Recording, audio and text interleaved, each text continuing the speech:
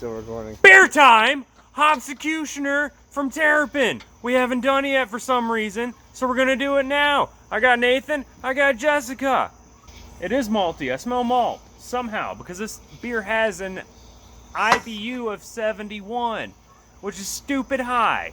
And usually with that, you don't get any malt through the beer whatsoever. ABV of 7.3. 7.3. It's worth your money. It is. It's very, very hot. If you're Yeah, it an was on sale IPA today, fan, actually. this is the way to go. IPA fan, this is the way to go. Somehow the malt does shine through. We have Simcoe, Amarillo, Cascade, Centennial, and Chinook, and Warrior hops. That's a lot of damn hops. Lot. 7 to be exact. I mean, that's a lot. We usually only have, an IPA is going to have a pairing of 3 different hops. Maybe. A lot of times you focus on 1, sometimes you split it amongst 3.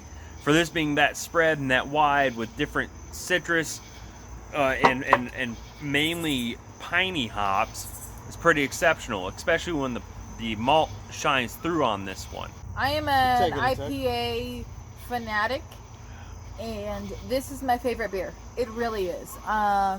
We got this awesome turtle executioner chopping up hops through a guillotine. And as we've talked about before here, I'm a sucker for can art, and this is some pretty damn cool can art.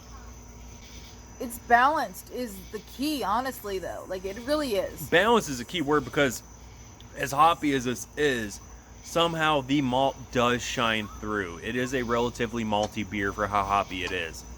Yeah, but it's also 7.3. Yeah, 7.3 ABV, so you're getting what you're paying for. 7.3 is good. It's not outrageous, but it's also not low. Right. It's If you generally go to a good IPA. We're looking for 7 or higher. You go to right? a bar, they're going to give you a pint of it. They're not going to give you a small pour, you know? And that's important for me, honestly. When I go to a bar, I don't want to get a small pour. Yeah, the 10-ounce pour is not shenanigans. Yeah, the 11 ounce. I don't even buy 11 ounce. Yeah, pours. I don't either. Look, It's not worth the money. It's not. It's true. And this is a good beer. But I do find myself burnt out. Like, I can't. It's not an all-dayer? No, not at all. Like, you cannot. So that's how he feels, but I've been drinking this beer all day, every day for probably like months at the time, like on a time. Like, this is my go-to beer. This is your go-to daily drinker. This is my go-to daily drinker. Yeah, because I'm an IPA fan and I love the hoppiness, and you know, I really do try, you know, to expand my horizons with IPAs and stuff, but nothing can really beat the Hopsecutioner for me. It's just like my go-to, you know, and I try, you know, out of super hopped beers, this is a god tier beer. Right, like, and super hoppy. It's in between. It's in between the hoppy beer and the double IPA. So if you want something in between, like a lower IPA and a double IPA, we're tasting all these different kinds of hops. I say piney pops out the most. There's no citrus going on, right? We can agree on that. It's mainly a piney. The Cascade. It's is a slut. muted. It's the Cascade. Yeah, the Citra and Cascade hops are on the minor here. The major are going to be like the Simcoe, and everything else is going to be super piney. There's a bit of floral, but it's very minute. But the citrus is even more minute. Yeah, I just feel overpowered. But it's also super overpowered by malt somehow. With a beer being this high in hop content, the malt still finds a way to shine through the beer, which is honestly, when we're talking about higher class beer, a great thing to still be able to taste one of the important ingredients. When we're overpowering beers with hops and the malt disappears, it sometimes can be disappointing because you are still looking for the hop content. And this one has, or the malt content, and this one has both. It's still extremely bitter. It has all the hops you'd ever want, but you're still getting a full-bodied malt flavor through the whole taste. is. It's a fine super balance bitter. between the malt and the hops here. Yeah. The malt is cutting The down balance is great. on The the balance is bitterness great, yeah. of the hops. Yeah. It's outrageously hoppy, but Well, it's it so doesn't bitter. taste alcohol-y It's- at all. Like, you don't taste There's the no alcohol. booziness. Yeah, you don't taste that whatsoever with this beer. And being that it's a 7.5, like, 7.3, I think. yeah, 7.3. 7. Yeah. 7 something. Usually you can taste it in a 7. Yeah.